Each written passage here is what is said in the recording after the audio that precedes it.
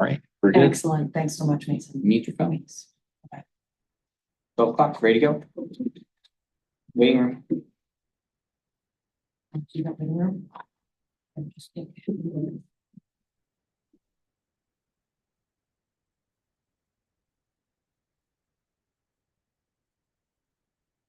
Hello, everyone. Welcome.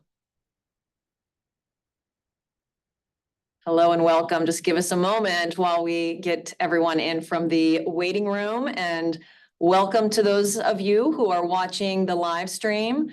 We have that posted on Facebook, LinkedIn, and YouTube. So a big welcome to you as well. My name is Dr. April Bolton, and I am the Dean of the Graduate School here at Hood College. And it is my pleasure and privilege to kick off our lightning lunch session. We are streaming live here from Hood College. We are in the data-driven Frederick room of our School of Business here at Hood College. So we are really excited to bring this timely and relevant program to you today. So kick back and enjoy your lunch, I hope, if you're in our time zone, and listen in. And feel free as you listen, or maybe you arrive with questions already, to enter those in the chat. We have a dedicated time at the end of our event to entertain several audience questions. We do hope this will be a really edifying session for all of you, and have every hope and intention that you'll have an opportunity to ask questions that are relevant to your particular organization or industry. So keep that chat open, and as questions or comments arise, feel free to enter those. You can see the agenda we have planned for you today. Again, this is a lightning lunch session on artificial intelligence and how to put it to work for your organization. I'm, of course, giving this welcome. I've invited you to engage. I hope you have that chat open and ready to enter your questions for our panel of experts at the end of the presentation. We're going to give you a little bit of AI history, and then move to business applications. We have an interesting couple of demo and case studies that we think will speak to the majority of folks with us today. We took a look at our registration list, so we know we've got some diverse industries out there, and have geared some of the demos and case studies toward the industries represented in the audience today. So I think you're going to find those really, really interesting and applicable. And as promised, we will have 15 to 20 minutes left at the end for audience Q&A. So again, keep that chat open and feel free to enter those questions as they come to you. And then the final few parting minutes of our event today before we send you back to your workstation or whatever problem you're working on today, we will share some scaffolded examples of how you can engage a bit more with generative AI and AI in general, as it can be applied and integrated into your workplace and organization and beyond. So we will close with that for sure.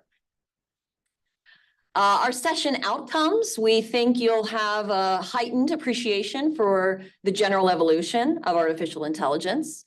We again promise to explore industry relevant case studies and examples for you. You'll get to consider possible impacts on your AI or on AI on your organization, impacts perhaps that you haven't even considered. So that we suspect will be an important outcome.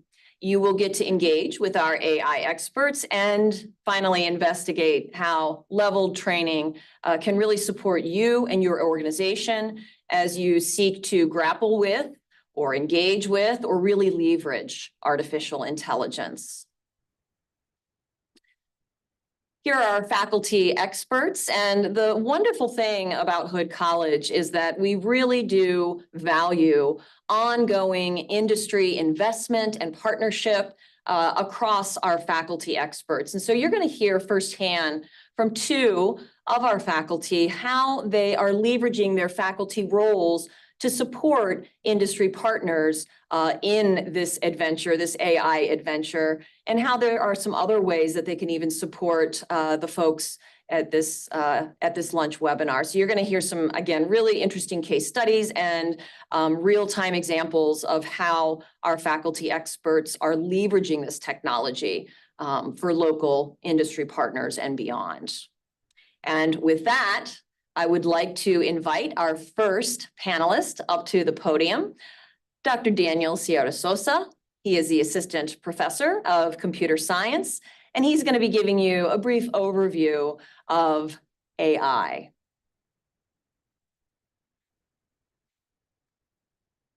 Thank you, Dean Bolton, for the introduction. If we are talking about AI and we are talking about the capacities of AI, one thing that it's really, really important is that we can leverage those capacities. So this is a brief history of AI that actually is generated by AI. As you are going to see, there are going to be certain events that are left out, and this is what we can understand how these capabilities from AI are going to be to our advantage. So AI has been in the mind of people for a long time, and there have been many philosophers and many people that work on sci-fi early works that talk about automatization and automatas that are capable of performing or thinking like humans. But the birth of AI, it's properly in the decade of the 50s, when Alan Turing and John McCarthy and Shao Clannon started thinking, hey, how can we start creating a branch of knowledge that will integrate statistics, that will integrate computation, that will integrate many knowledge areas, and are going to allow us to answer the questions, are machines capable of thinking? And more than machines capable of thinking, are machines capable of understand human thinking, and they are going to be able to perform actions like humans. So in the Dartmouth Conference of 1956, this term artificial intelligence was coined, and with this we start studying how we can create machines that are going to have the possibility of exhibit human-like intelligence. Another thing that we can add at this point is that one of the things that we can consider human-like intelligence could be, for example, making the rational decision, trying to get the best decision leading to the best outcome, provided the constraints that we have. So with the birth of AI, a lot of programs emerged in the 50s and the 60s, and there were several attempts showing the attempts that machines are going to be able to perform tasks like humans. One of my favorite machines that were able to perform human intelligence was Theseus, done by Shannon. So basically, he put this robot that was a really small mouse, and he put it inside a maze, and the mouse started to traverse the whole maze, learning how to turn and where to turn. And as the experiment progressed, the idea is that the mouse were able to traverse the whole maze and get out of the maze, basically because it learned where to go. Another of the good experiments that we have from this era is ELIZA, where this is the first natural language processing program that we have that simulated a human conversation with a psychotherapist. So basically the user go inside the machine and start to have this nice conversation with the machine. So something that is really nice is that in 1979, Radio Shack came up with an ELIZA device that actually worked, and there are a couple of people that are trying to emulate this particular product. But as you may expect, one thing is the theory, the other thing is the software. But something that is really important is actually how this software and how this theory encompass the creation of new devices. So in the decade of the 70s and the 80s, we have the period that we know as the AI winter. In the AI winter, basically, the interest in researching in artificial intelligence declined due to the constraints that they have, and the people stop believing in we are going to be able to create machines that are going to be able to be capable of human intelligence. One nice note on this period is that a researcher predicted that in 10 years, a computer was going to be able to beat a human playing chess. And we have to wait for 30 years until Deep Blue in 1997 beat Kasparov. So with this, in this era, we have some small spots or researchers advancing techniques. And in the 90s, one of the major breakthroughs that we have that I believe it's really important for the area of machine learning was the advent of the support vector machines. The support vector machines were techniques that, given the data availability and the distribution of the data, were able to split the data into sets. And with this, we started thinking in how we are going to use machines to identify pattern recognition. So when we have patterns inside the data, we can actually do, for example, classification. We could do, for example, finding general rules of the composition of certain data. And with this, new algorithms started to emerge, and we have revered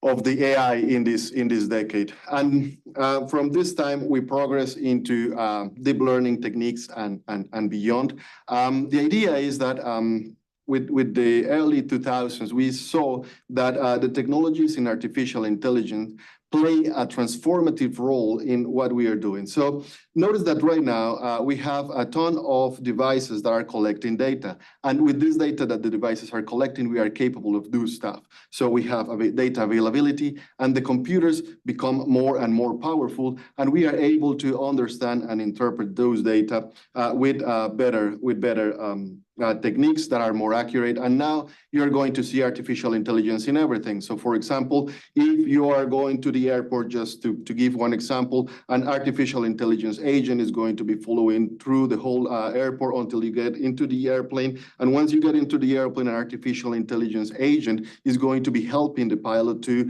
actually pilot the airplane. So artificial intelligence is today in everything. One thing that it's really nice and that it's progressing over years is how we are going to be able to not only give the machines the capacity to think as humans, but also give the machines the capacity to create as humans. And this is the role of generative AI, how we are going to be able to understand language, to create machines that are going to be able to create classification, to do pattern recognition, or for example, how the machines are going to be able to create art. With this, I give you one example, and this cat that you see on the left is actually my cat, and I stole the stylistic painting of Rembrandt and put it over my cat just to see her as a Rembrandt painting. So as you can see, we have made really vast progresses in how to create machines that are not only able to have cognition, but are also able to have, up to some extent, creativity. And with this, I will leave you with Professor David, that he is going to expand on the idea of generative AI and the applications of the generative AI.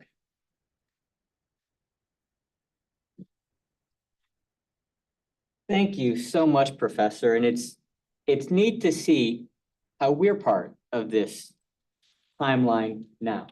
So, hi, folks. I'm Dr. David Gerzik. I'm Professor of Management Science at the George B. Delaplane Jr. School of Business. I want to talk for a few minutes about this very, very unique area of generative AI.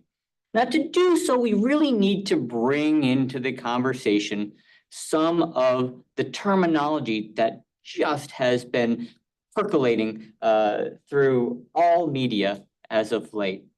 The first term I want to make sure that we understand is an LLM. That stands for a large language model.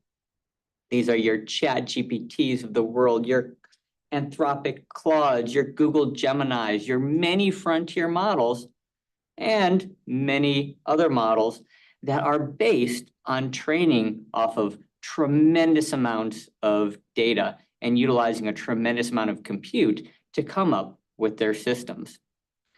Now, LLMs are good at four main areas currently.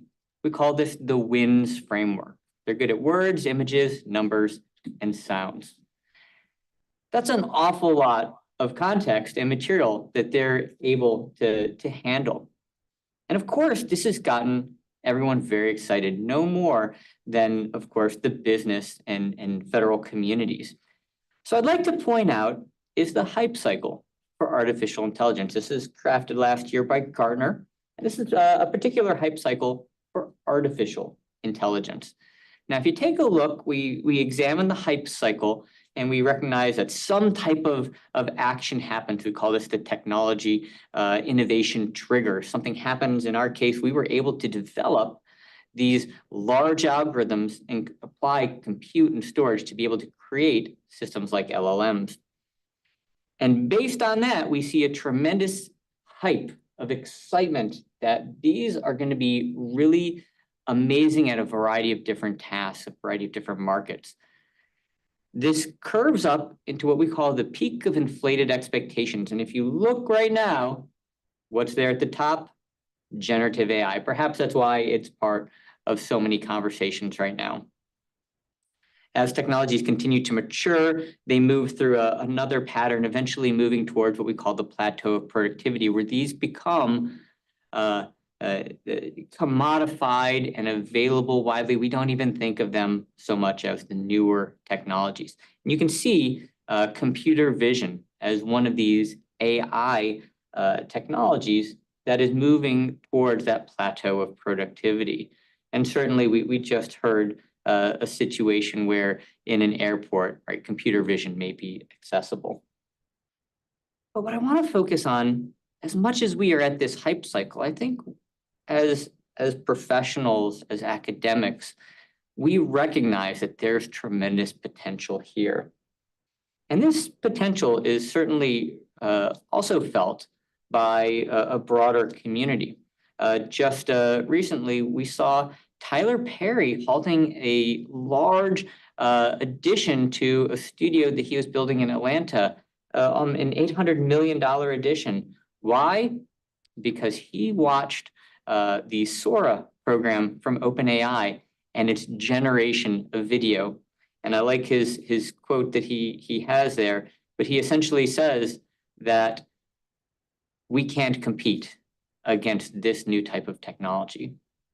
Well, of course, for us, it's not always about competing. It's about how do we incorporate and understand and best utilize these types of new technologies. A quote I'll give you as well is from Kareem Lakhani, HBS professor. He says, AI won't replace humans. Humans with AI will replace humans without AI. And of course, here at Hood, we're very interested in helping us to get to that second sentence and understanding how we can best incorporate AI into the work that we do. And so with that, I'd like to give you just a brief bit of background to give you another way to consider AI. And you're going to hear from me a little bit later. But here's what I want to provide to you. As we think of AI, I want us to think about it within three different lenses. AI can exist beside an existing application. We see this quite a bit with our ChatGPTs of the world. Microsoft has their Copilot programs, that these sit and provide information that you can then utilize in a second system. We've also got examples of AI that are baked directly into programs and into the tools that we use. We're seeing a lot more attention being focused in this area. We call this AI inside. And then we also have AI that operates outside. Think about this as AI as an orchestrator, being able to manage multiple different programs and information exchange in between them. And so now, armed with this understanding of AI and this new framework that you can utilize, we're going to be covering a variety of different use cases and examples that showcase AI beside, inside, and outside of applications. With this, I'd like to turn this back over to my partner to talk about our first case study.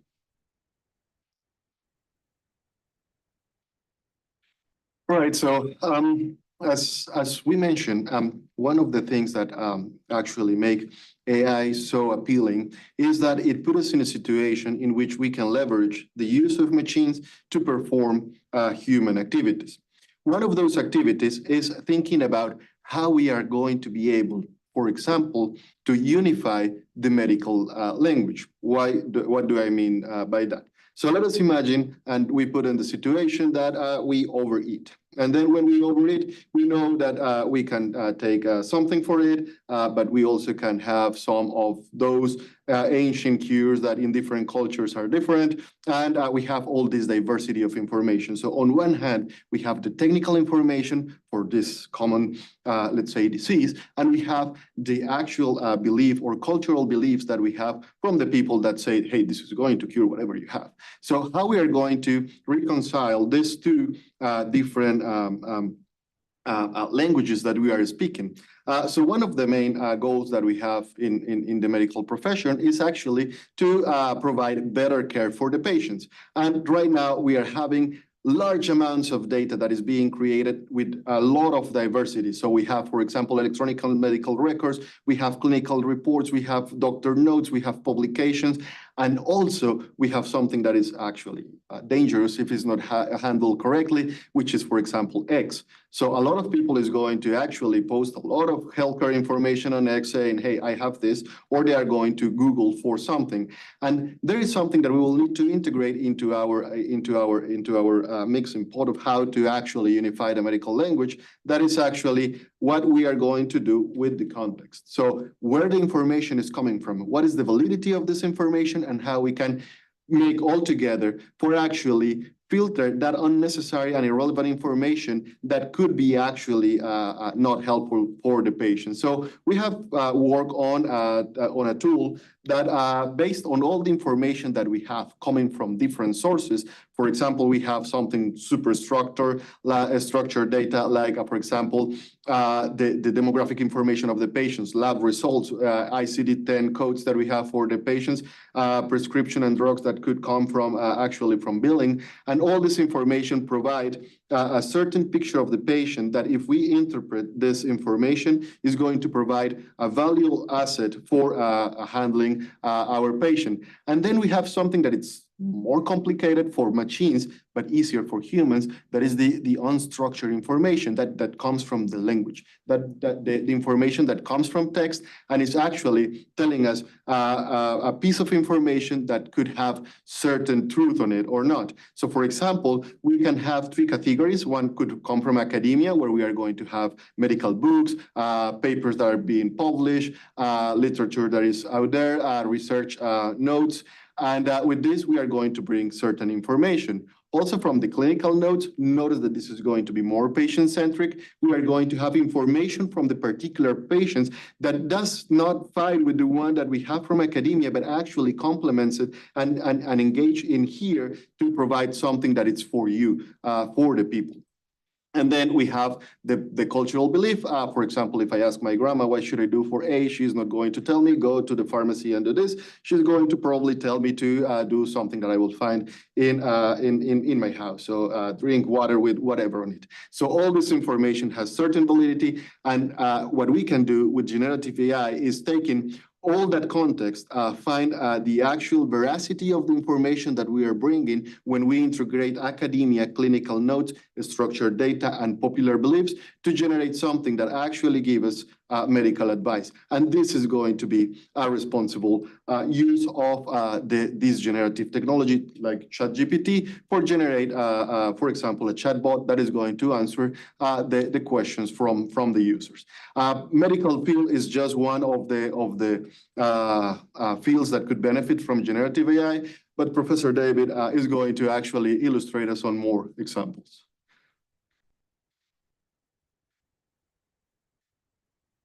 Thank you so much. And folks, I hope as we're going through this, you recognize some overlap between the work that you're doing or the industries that you're in. At Hood, we wear many hats. And one of the things that we pride ourselves with is this wonderful practitioner focus.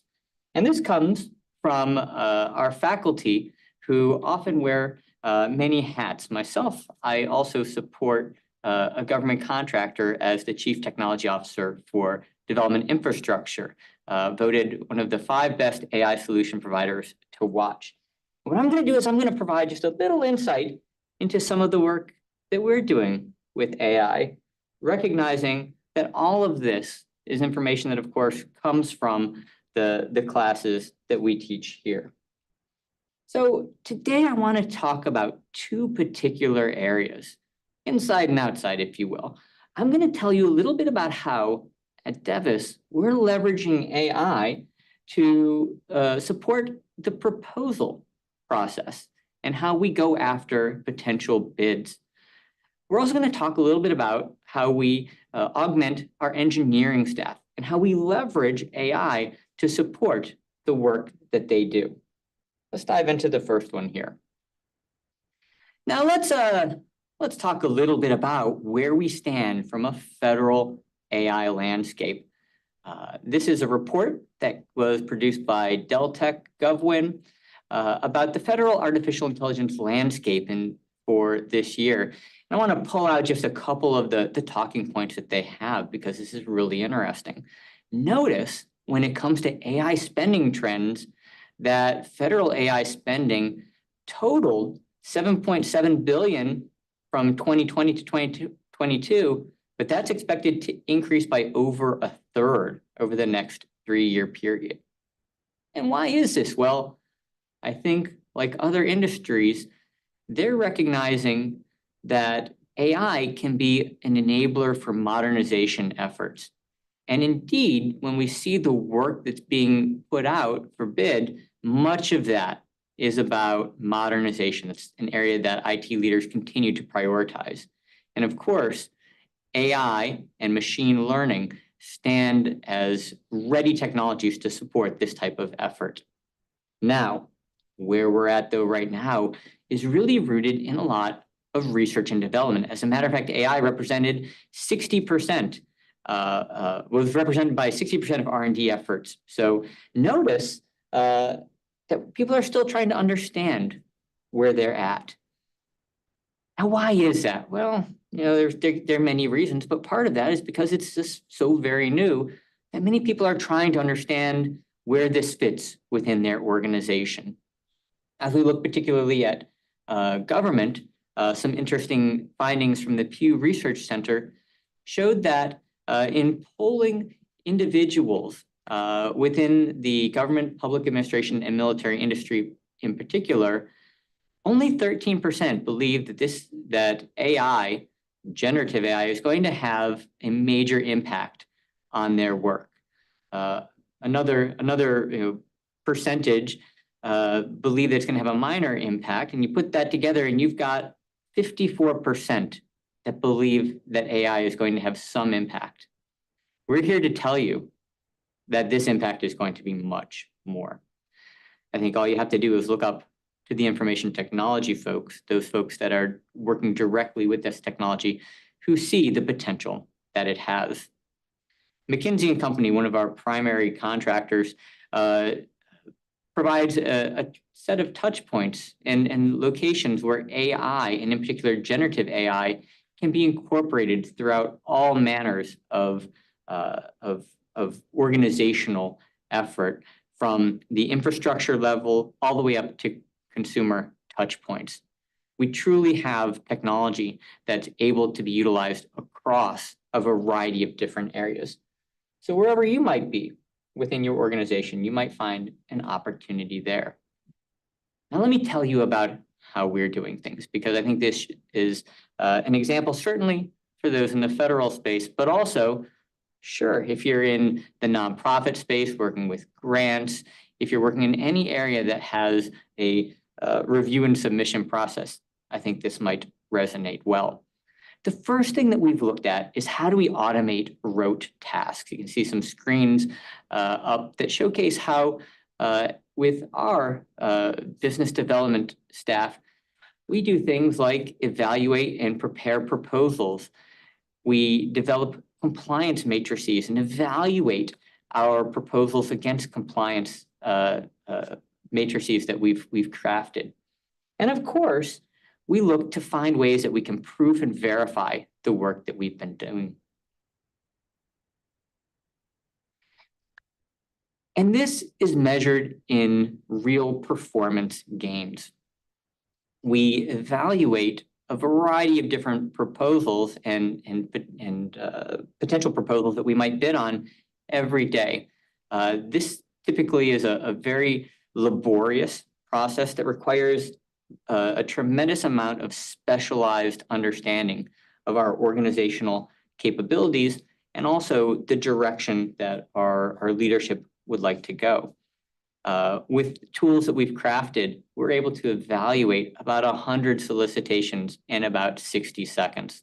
And so for those of you who are tasked with looking over large numbers of potential grants, looking over a large number of potential projects, you can imagine what those types of time savings might mean to you. And like all organizations, we're also looking at ways of empowering our workforce through incorporating these types of tools directly in line of business applications. This on the screen is a picture of one of our beta products, Proposal Genius, which supports our business development staff, both in the evaluation of potential proposals, the competitive landscape understanding, and also understanding of our internal capabilities. Over on the far side, you can see that we use AI also as a generative tool. In our case, we're asking some questions directly about a particular proposal. It took about 60 seconds to generate that email. It takes about 3 minutes for one of our staff to proof it, and then we're ready to send. So we're able to augment our staff internally and utilize AI to support our capabilities, much like a larger shop would be able to do. But we go a little bit farther, and we look at ways that AI can be utilized to further support the staff that we have working directly on particular contracts. On the screen, you see here a small video playing of one of our technology accelerators. It's a proprietary system that we have called X Factor. And this is a tool that we use to support our software engineers and development managers in the locations that they're at. As much as we talk about the chat GPTs of the world and the AI systems that you can access over the internet, AI also has a place in air-gapped solutions like you see here. This is a program that runs completely offline. So this can run on a laptop. And while it doesn't directly do the work of the engineer, what it does is it empowers that engineer. We like to say it improves their technical output by a factor of N, whether that's evaluating security of code, developing unit test cases, or taking code and adding great documentation or formatting for that, as well as refactoring and generating new code. We see tremendous opportunity for this.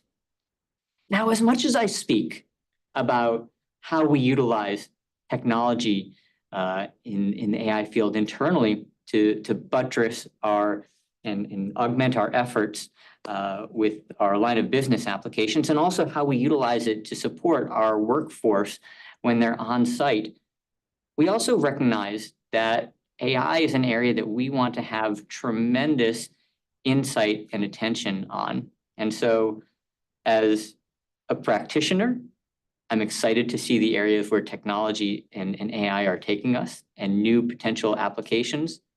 And as an academic, my excitement is on how we can take in all of this unique understanding and all of the updates that we have to the field and really use that to help craft new ideas to support folks with understanding how this can be leveraged in their line of business. And so with that, I want to allow us some time here to have some question and answer from the audience. And so in just a moment, we'll begin that. So this is your chance to get your questions ready, and we'll take them momentarily.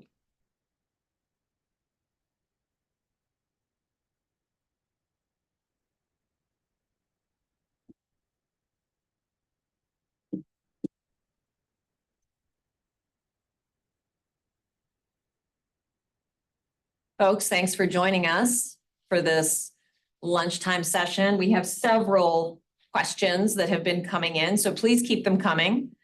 I'm going to go ahead and start serving them up to our faculty experts, and I would like to thank Doctors Sierra Sosa and Gerzik for sharing some of their use cases and their expertise to really give us a brief foundation for how this technology is already impacting our organizations and will continue to do so.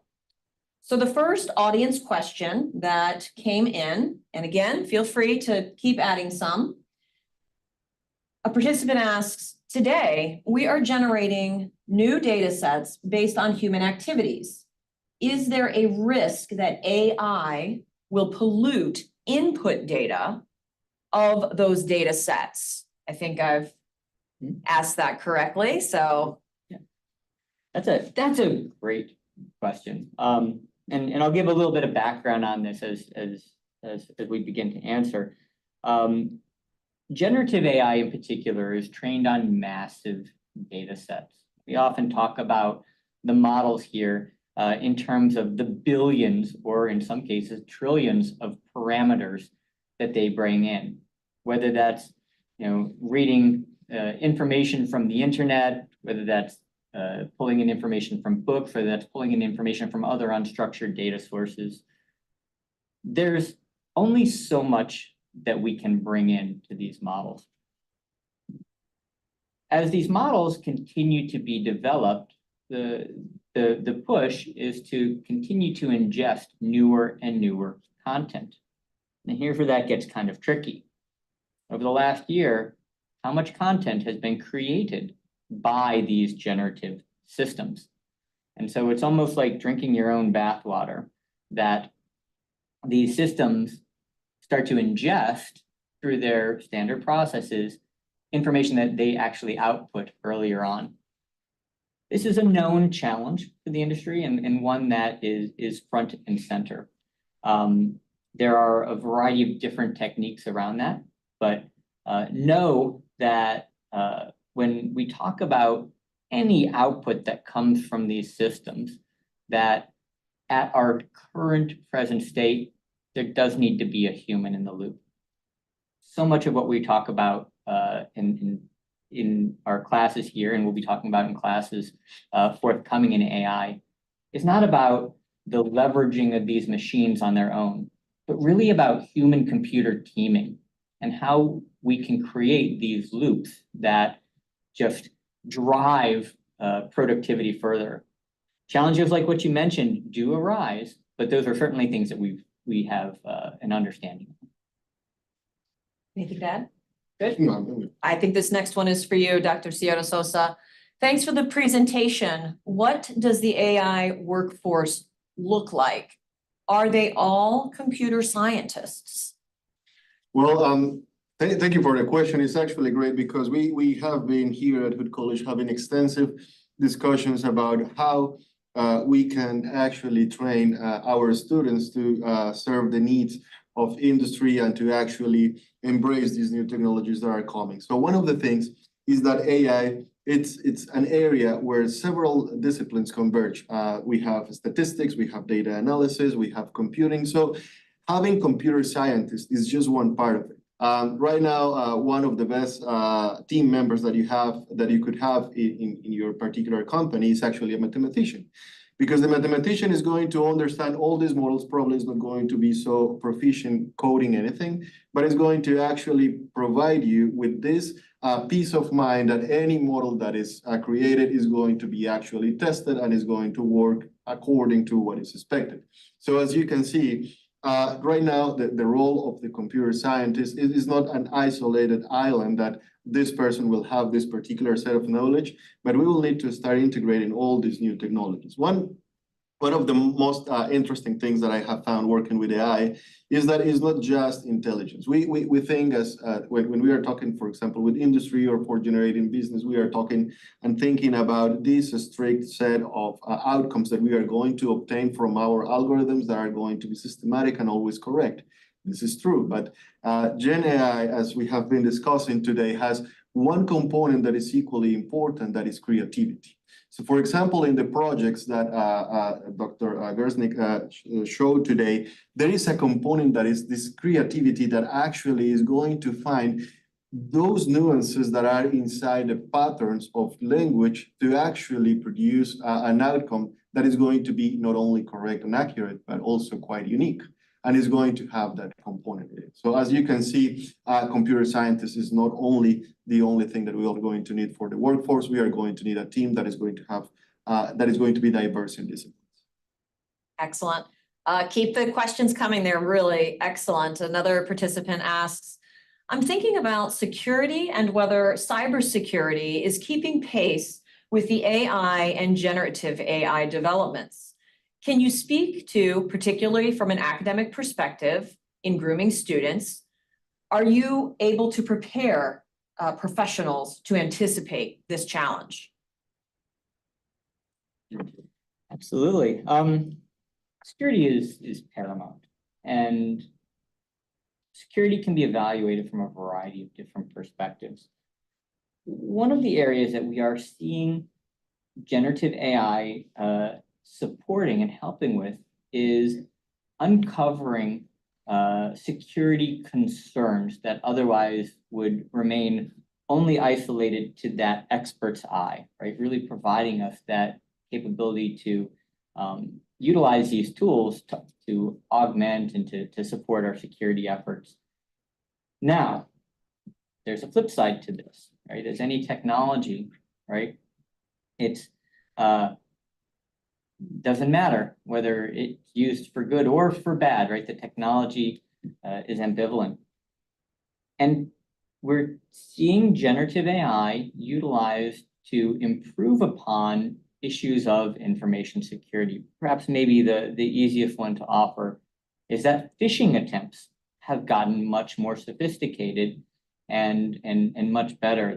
The language that's used is perfect.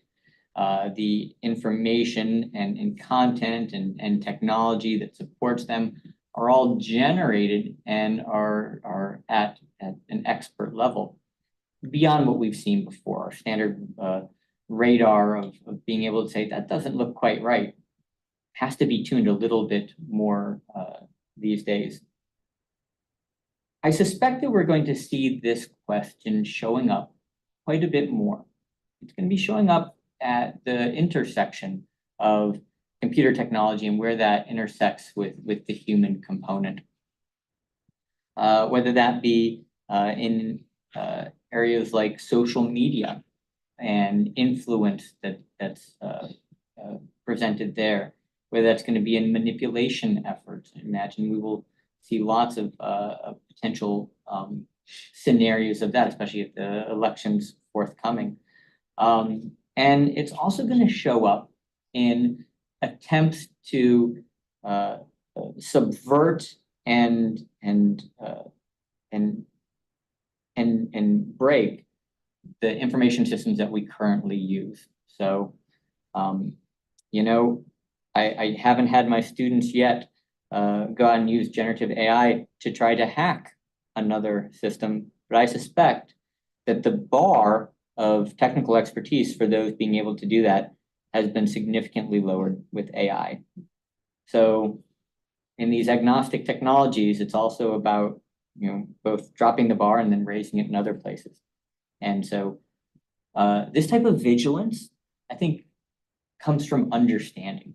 And so I think there's a key component for academic institutions to really ensure that our students have this awareness and in some ways, right, are empowered with an understanding of how they can utilize the tools that AI gives us to really prevent these types of security issues. Anything to add to that? No, I mean, the only comment there, and it's a colorful comment, I always see insecurity like a dog chasing its tail. So of course, technology advances in one hand, and so it will attack, the attackers will have more advanced technology, but also it advances in defense. So there is that. Great. Another good question. We've got a couple more here, so stay tuned. These are some good ones. I love this one. This is great, but my company has put a hard no on the use of AI. What advice do you have for companies that are reluctant to try AI? Great question. Mind if I take Yeah, that? Yeah, thanks. yeah. I get that question occasionally in my email. Oftentimes companies are reluctant to utilize the technology because of a lack of understanding. It's certainly even academic institutions have, many of them started off saying hard no to any use of generative AI. Certainly academic institutions have progressed from there, recognizing that this is a critical piece of instructional support for our students, and really we need to empower them with this understanding to be market ready. But where does this reluctance come from? It comes from not understanding perhaps the use case, worrying about security issues, or even the challenge of worrying that we don't have enough time to do this. My general answer is that for the person that asked that question, you become the champion. Take the classes, experiment on your own, and certainly leverage your academic partners to help provide yourself with the types of questions that you can ask back and the type of use cases that you can offer. And my suspicion is that the company will turn around. So, as we saw, right, it's not AI replacing humans, but humans with AI and businesses with AI that will outperform and adapt those who aren't using it. Good. Another great question entered. I know we have a lot of participants and attendees from the nonprofit sector. This participant asks, you mentioned how generative AI can be used for nonprofits applying for grants.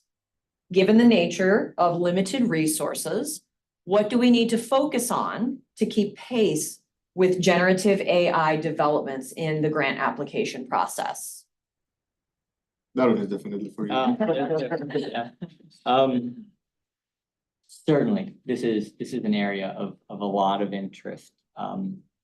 And let's just kind of break down the granting process, right? We for granting, we first have to uncover potential grant opportunities. There's a little bit of a research side there. There's then the assessment as to whether or not we have a chance to win the grant, and in particular, what we would need in order to get the grant. And then we actually have to write the grant. And by the way, there's also the follow-up of writing reports and ensuring compliance to any grants that we win. Now, if you think about what those are, right, and look at that framework that we have for where generative AI is really showcasing its potential, that WINS framework, right, words, images, numbers, and sounds. Here we have, I think, a very potent use case where I'm seeing generative AI being used. Right now, a lot of it is scratching the surface of doing first passes at grant submission writing, at looking to trim up different pieces, at looking of incorporating grants that have been successful into the creation of new grants. And I'm also seeing it used to handle some of those most challenging aspects. If anyone has ever had to try to take a grant summary and make it into 200 characters with spaces, well, that's a perfect use case for a quick little generative AI hit. But we have to look a little bit farther. That's where we're at now. But we have to recognize, too, that generative AI is going to be used on the other side as well. And so we have to be able to think about what that use case looks like as well, so that as we're preparing grants, as we're crafting them, we can do so with an understanding that it won't just be the humans evaluating them, but in fact, it's going to be that human-computer team. And I think the more progressive firms are beginning to understand that and beginning to utilize that to drive their granting process. Hey, there's lots of different areas in grants and particular nuances and certainly certain industry-specific areas. I think there can be some tremendous use cases, and I think that's a great opportunity to explore those further. Thank you, Dr. Gerzik. I have one question left that we have time for, but please rest assured, as you have been entering these great questions, I know there's about a dozen we have not gotten a chance to get to. After this session, we will be emailing you, since I've got your name here on the chat and the question you asked. We will follow up with you after this event and make sure you get an answer to some of your most pressing questions where AI and generative AI are concerned. So last question, and then we have a very brief overview on what we think will be some really attractive training opportunities for either you or your organization that my colleague, Miss Marcy Taylor, will be ending with. So first, the last question. I think it's a great one. How do you envision the future of AI in the years to come? Any new technologies that could be impacting AI or other trends that might be on the horizon? Well, absolutely. You first. So there are new technologies coming. One of those technologies is quantum computing. So we are going to start seeing more and more applications that are going to rely on new ways in which we are going to be able to process that information. So if you remember from the small history from AI, these technologies encompass the advance of the artificial intelligence and the techniques, and this is something that happens. The other thing is that I believe that as the time passes, we are going to start seeing more and more custom-made solutions. Right now, what we are having and where we are working on is having your own data and your own cultural and context from your own company embedded in this particular model. So as we were talking, it's not just about producing results, it's about producing results that are useful for you. And if you were dealing with just a person, for example, let's say that you hire someone that is going to come and do consulting for your company, this person is going to assess not only your data, not only what you need to be done, but also your culture inside the company, how the users are going to interact with this. And with this more custom made and including the context and the cultural aspects that we have in the different environments or industrial environments, we are going to start seeing less resistance to these new technologies, and we are going to start seeing that the models built for those particular use cases are going to be appropriate, and they are going to actually produce the solution that we have, because they are going to start getting cheaper and cheaper by the I think that's a great answer. I'll follow up with just a few words. And we've seen this story play out before. When everybody went to the web with their technologies, when mobile came on the scene, oh my goodness, when social media rose to fame, that there's a tremendous hype around these new technologies that they're going to be this amazing panacea, or they're going to provide new opportunities and new outcomes for business. And certainly in these cases they have. AI is very much like these technologies. And very much like those technologies, it's going to become incorporated, embedded, and commodified into our standard toolkit of tools. Some of you may remember the time before there was the red squiggle underneath the misspelled word. Now we just expect that to be there and to be able to be corrected. As AI, though, continues its progression, I think we're going to start to see it being incorporated into more places that we had not initially considered. We sit here in this beautiful classroom, listened to on a microphone that's AI enabled, that directs itself automatically to where my voice is. Now, that same type of technology has become embedded across the spectrum. And I think it's important for us as individuals, as organizations, to have an eye for what type of new business opportunities that's going to present, and for what new type of productivity gains that's going to enable for us. Great, thank you both. All right. Our final minute or two, we would like to just review how you can learn a little more, dig a little deeper on these topics. So I'm going to invite to the podium my colleague, Marcy Taylor, to share just a bit more with how you can expand your AI knowledge for the benefit of you and your organization.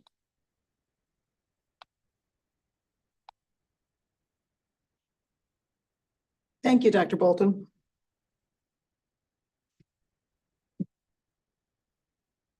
Okay, so I am Marcy Taylor. I am the coordinator for Hood College's Skill Accelerators badging program.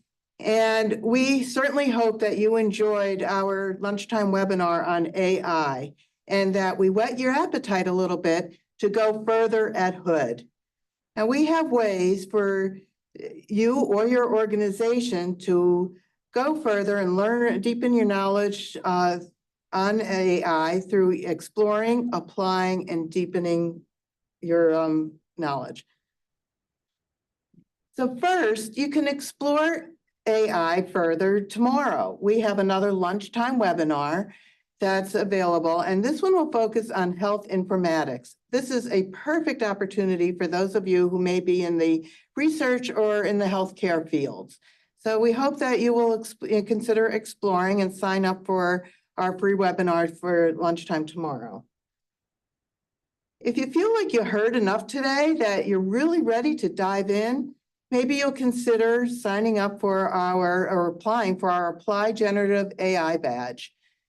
That will be given by Dr. Gerzik this summer. And we think it's a great foundational introductory course to expand your knowledge for AI. And if you would like further information on that, just email us at go further at Hood. And we'll get back to you on that. Okay, so deepen your AI expertise. Oh, there we go. So there are ways to deepen your AI expertise to go even further. First of all, you can earn digital badges through our Skill Accelerators program. And we will be offering future badges after the summer specific to AI. There are also ways to earn certificates or degrees in business, computing, health informatics. Yeah, and again, for more information, just reach out to us on Go Further at Hood EDU. But we hope that you will consider, the exploring, applying, or the deepening your AI expertise at Hood. So again, we want to thank you so much for attending our lunchtime webinar. We hope that we get to see you again very soon. Thank you very much. Done.